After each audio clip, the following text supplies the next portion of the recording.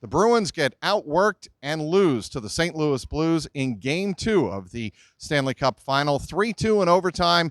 I'm Mike Petraglia, joined by Evan Marinofsky. I didn't think the Bruins, it was possible for them to get outworked in a playoff game. They had an 8-game playoff winning streak coming into Wednesday night's Game 2, but they were outworked, and certainly Matt Grzelcyk going down to a boarding hit late in the first period with about 2 minutes remaining. That impacted this game greatly. But even that being said, the Bruins just didn't do a lot of good things fundamentally sound here on Wednesday night. No, they played terrible. I mean, I don't know how else to say it. I mean, you get out, it's funny. In Game 1, the Bruins doubled the Blues shots. In Game 2, the Blues almost doubled the Bruins in shots. So it's sort of going back and forth. I mean, that's how I thought the series would go. It's back and forth hockey. Every game is sort of different. The tide swings a lot, and I think tonight was the definition of that. I mean, when the Bruins scored first, early in the first, I thought to myself, oh my God, like this series, I mean, this could be done. And then the Blues stormed back, and there was 2-2 after one. So, no, I mean, coming out of this game, if you're the Bruins, you can't be feeling too good.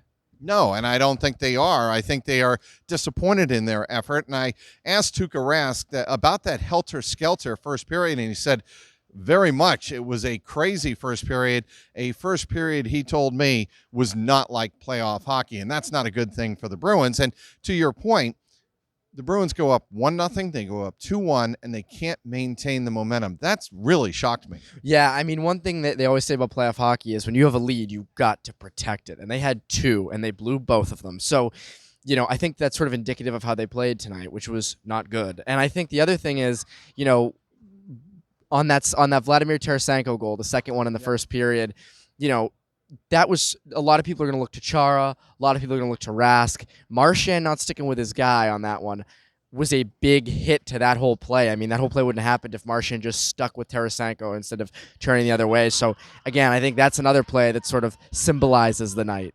This Garden Report on Ice brought to you by the great folks at betonline.ag. Go to clnsmedia.com/cup and use the promo code CLNS50 for a 50% cashback bonus on your first entry.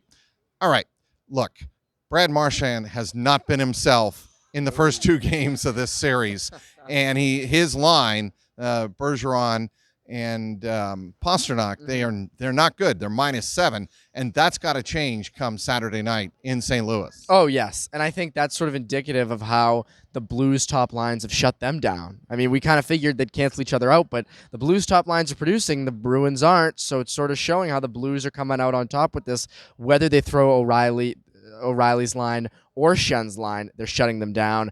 Then every advanced statistic, I'm not going to list them all for you, but every advanced statistic shows that like the -7 statistic, that things are not going right for them. And, they're not getting to the high danger scoring areas. When they are, they're trying to make the extra pass, and it's not working. And I think that overall, just their defensive positioning is off. I mean, there was a sequence, I think it was the third period, where Marchand kept leaving his guy wide open at the point. You've got to cover him. You've got to be right up on him. And there were a ton of times where shots got right through him. And it counters Joakim Nordstrom, who had those two, they didn't win, but heroic blocks in the second period. And I just think it goes to show sort of how that line's playing right now, which is not very good.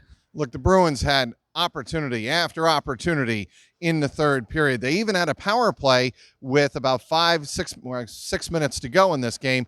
They got one opportunity. That was Jake DeBrusk backing in on Binnington, and that shot was, pretty routinely saved by Binnington. Yeah. That was their only opportunity, and that is got to be a focal point for the Bruins in terms of, look, we've got to do a better job of simplifying the game, especially on the power play, getting to open spaces and taking shots on Binnington. He showed in Game 1 that he can be suspect. He can maybe bobble the puck, and the Bruins did not do a good enough job there. They also had, of course, the David Pastrnak golden opportunity with about 45 seconds to go between the circles. They couldn't finish that. It was just a matter of, in that final 5 minutes of the game, they couldn't finish their opportunities. Well, with the Binnington thing, I mean, I think in the first game, he looked rattled. There were tons of times where he let in soft shots, didn't control his rebounds well. We saw that on the Sean Corrali goal in Game 1.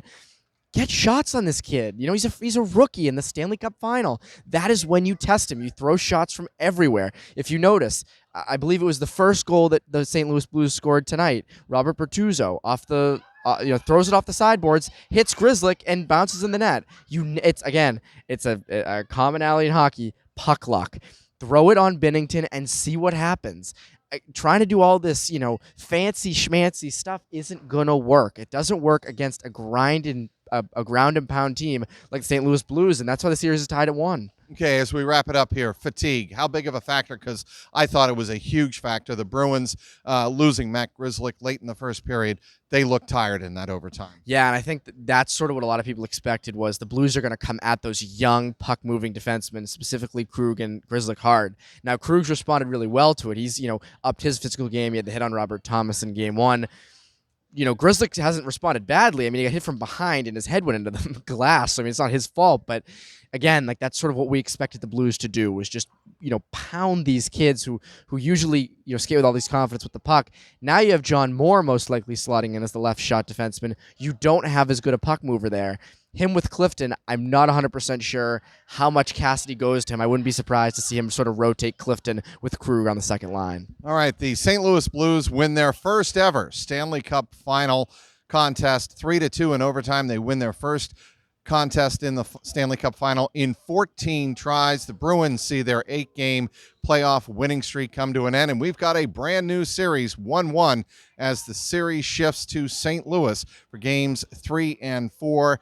Saturday night and Monday night, Sierra Goodwill will be in St. Louis, and we'll have you covered on clnsmedia.com. Follow us on Twitter at BruinsCLNS. Inside TD Garden, for Evan Marinofsky, I'm Mike Petralia, CLNS Media.